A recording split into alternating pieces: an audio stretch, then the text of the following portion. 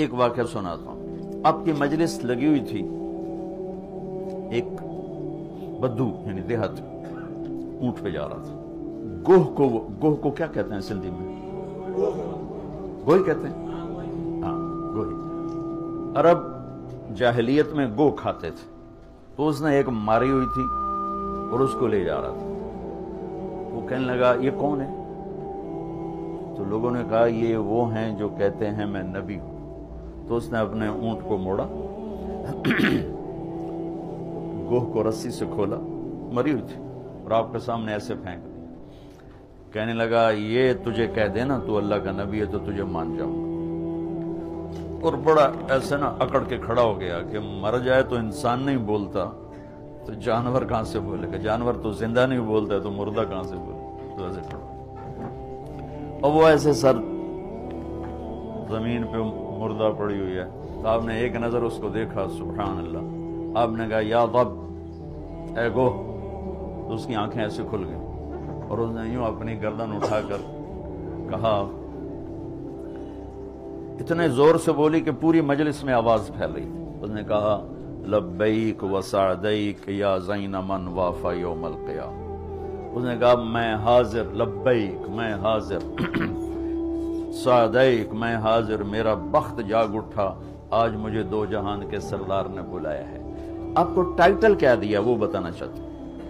یا رسول اللہ نہیں کہا اس نے. سبحان اللہ.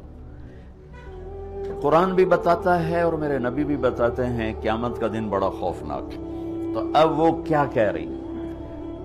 میں حاضر، میری سعادت، اے وہ ہستی جس کی برکت سے قیامت کا خوفناک دن بھی خوبصورت ہو جائے.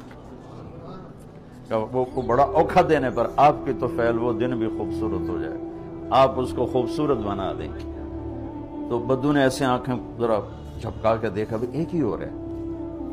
آپ نے اسے فرمایا من تعبد، کس کی بندگی کرتی ہو؟ تو اس نے کہا من فی السماء عرشہ وفی الارض سلطانہ وفی البحر سبیلہ وفی الجنت رحمتہ وفی النار عقابہ. اس نے کہا یا رسول اللہ، جس کا عرش آسمانوں پر ہے، جس کی حکومت زمینوں پر ہے، جس کے راستے پانیوں میں ہیں، جس کی رحمت جنت میں ہے، جس کا عذاب دوزخ میں ہے، وہ میرا رب ہے، میں اس کی بندگی کرتی ہوں. آپ نے فرمایا من انا، میں کون ہوں؟ میں کون ہوں؟ بدو نے کہا تھا نا یہ کہے گی تو مانو. من انا، میرے بارے میں کیا کہتی ہوں، میں کون ہوں؟ تو اس نے کہا انت رسول رب العالمین، آپ رب العالمین کے رسول ہیں. اور قربان جاؤں، اس کو بھی پتا تھا کہ صرف رسول ماننے سے ایمان پورا نہیں ہوتا، وہ خاتم النبیین، اور آپ آخری نبی ہیں، آپ کے بعد کوئی نبی نہیں ہے. مہر لگائی ختم نبوت کی گوہ نے، وہ بھی مری ہوئی.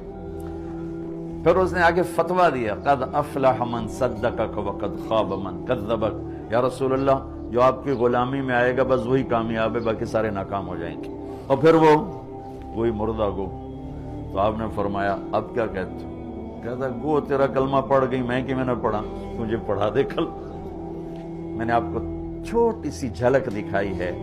7 سمندر کو سیاہی بنا کے اپنے نبی کی تعریف لکھوں تو سمندر ختم ہو جائیں گے، میرے نبی کی تعریف ختم نہیں ہوگی.